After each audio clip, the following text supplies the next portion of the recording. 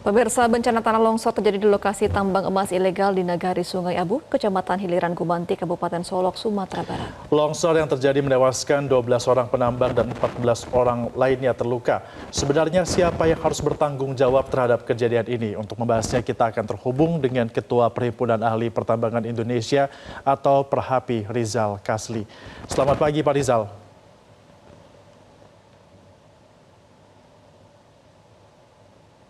Ya, Pak Rizal, selamat pagi. BNPB ini sudah mengungkapkan bahwa lokasi bencana tanah longsor di Kabupaten Solok, Sumatera Barat merupakan areal tambang ilegal.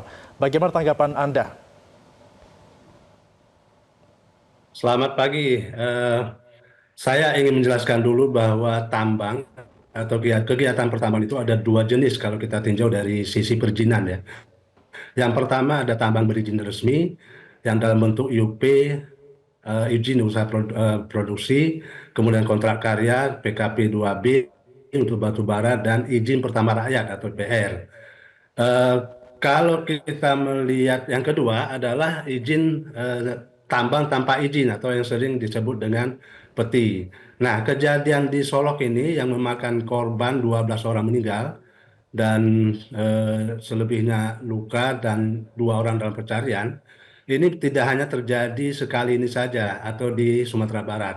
Nah, baru-baru ini kita juga mendengar atau mendapatkan informasi bahwa di Provinsi Gorontalo juga terjadi kejadian yang sama, di mana tambang ilegal yang longsor itu memakan korban 27 orang dan 14 orang dalam pencarian. Nah, dalam pencarian ini bisa selamat ataupun bisa meninggal, sehingga bisa menambah korban.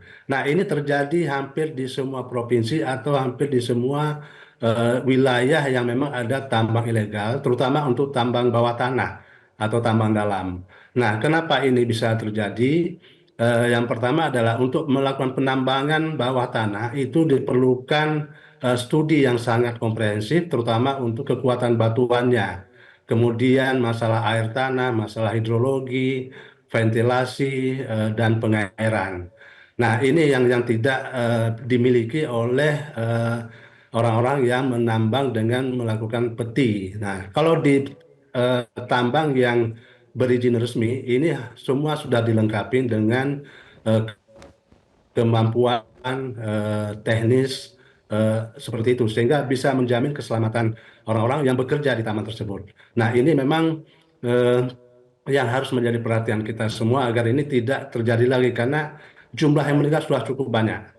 Belum yang tidak tercatat ya, atau terrecord. Dan biasanya kalau di meninggal 1 orang, 2 orang di dalam lubang, langsung ditutup saja lubangnya itu, karena daripada menimbulkan proses di kepolisian. Demikian. Iya, Pak Rizal, dari analisa Anda, mengapa tambang ilegal ini marak di Indonesia? Apakah memang izinnya sulit atau memang para penanggung jawab ilegal ini menghindari pajak untuk membayar izin begitu?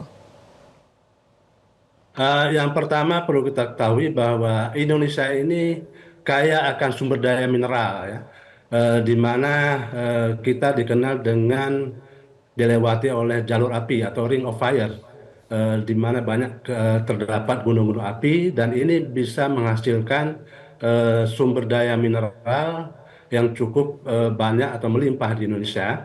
Tetapi di sisi yang lain juga ini bisa rentan dari bencana kegunung apian ataupun gempa dan sebagainya. Nah,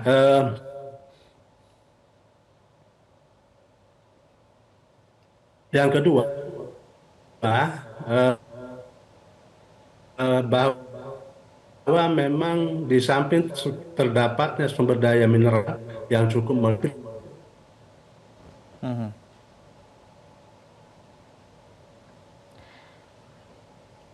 Oke, baik.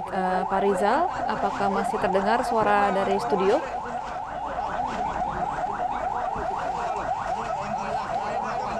Baik.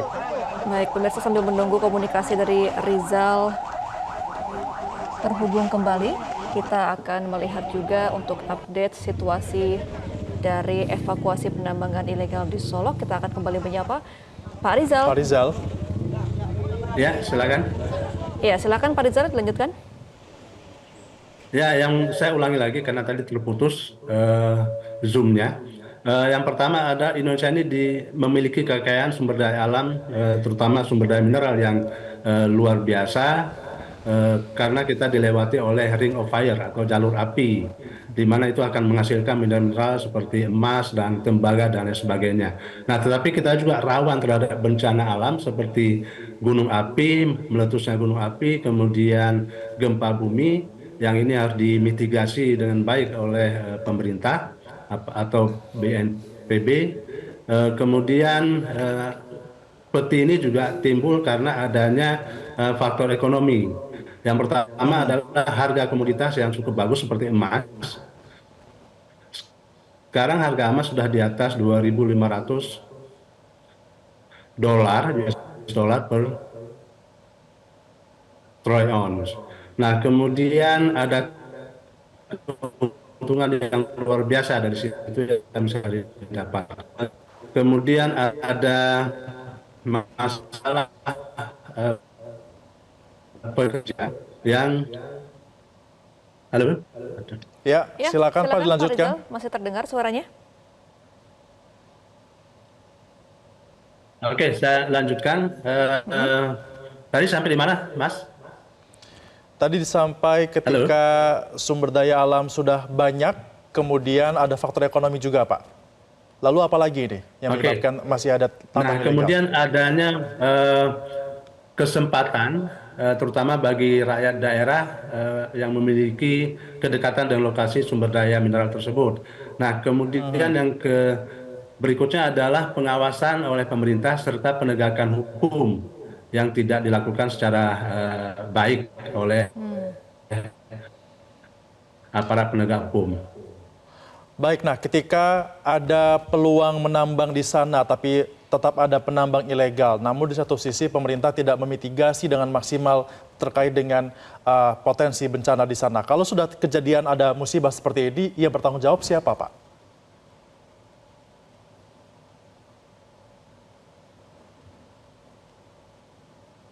Kalau saya melihat, karena ini masalah perlindungan terhadap warga negara Indonesia, yang bertanggung jawab tetap pemerintah. Pemerintah harus bertanggung jawab sebagai wakil atau wali dari rakyat yang diamanahkan untuk melaksanakan pengelolaan sumber daya mineral yang ada di Indonesia.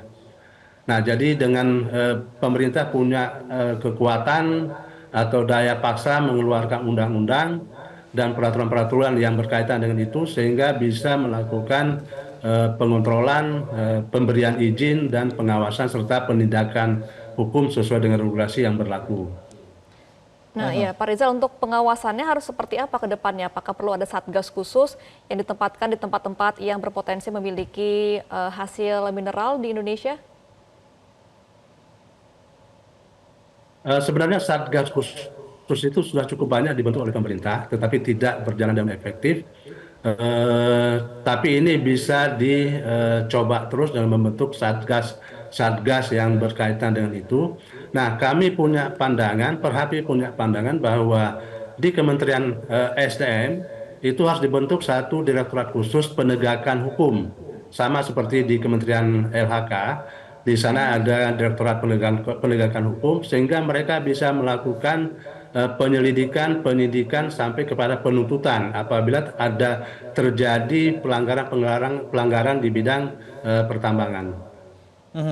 Dalam beberapa kasus longsor di daerah pertambangan seperti ini, biasanya masyarakat mengatakan bahwa mereka menambang di tambang rakyat tanpa adanya payung hukum atau badan hukum yang resmi. Nah, Anda melihat ini seperti apa? Apakah persoalan dari regulasi untuk dapat membuat ini berbadan hukum itu sulit di negeri ini atau seperti apa Anda melihatnya?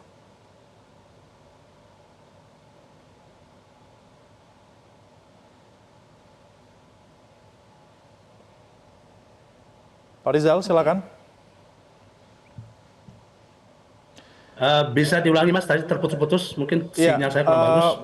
Di tengah kasus seperti ini biasanya masyarakat mengatakan bahwa mereka menambang di tambang tersebut karena kebutuhan ekonomi dan juga tambang yang merupakan tambang rakyat tanpa adanya perlindungan di bawah badan hukum. Nah, hal seperti ini dikarenakan sulitnya birokrasi untuk mendaftarkan atau seperti apa? Yang pertama memang birokrasi di Indonesia ini kurang efisien kalau kami menilai. Terutama koordinasi antar kementerian dan lembaga ini masih sangat lemah. Mereka masih memiliki apa namanya tupoksi yang berbeda-beda. Untuk kasus tambang rakyat ini, memang masyarakat mengajukan untuk mendapatkan izin pertambang rakyat. Nah, tetapi karena koordinasi antar kelembagaan atau kementerian eh, dan regulasi yang berlaku ini tidak applicable atau tidak aplikatif di lapangan. Misalnya untuk tambang rakyat itu harus dibebankan berupa AMDAL. Nah, sedangkan tambang kecil itu kalau harus membuat AMDAL, bisa dibayangkan berapa banyak dana yang harus mereka keluarkan karena harus dikerjakan oleh konsultan yang profesional. Nah, kemudian ada izin-izin lain yang memang sulit diurus. Nah, sehingga masyarakat itu lebih bagus melakukan penambangan secara ilegal dan berkoordinasi dengan aparat di daerah dengan adanya semacam uang koordinasi atau upeti, mereka masih tetap bisa melakukan.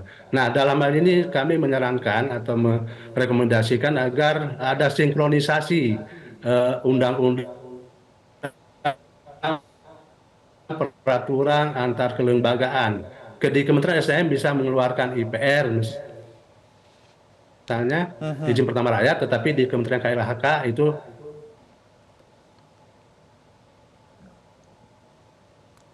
Iya, Pak Baik. Rizal.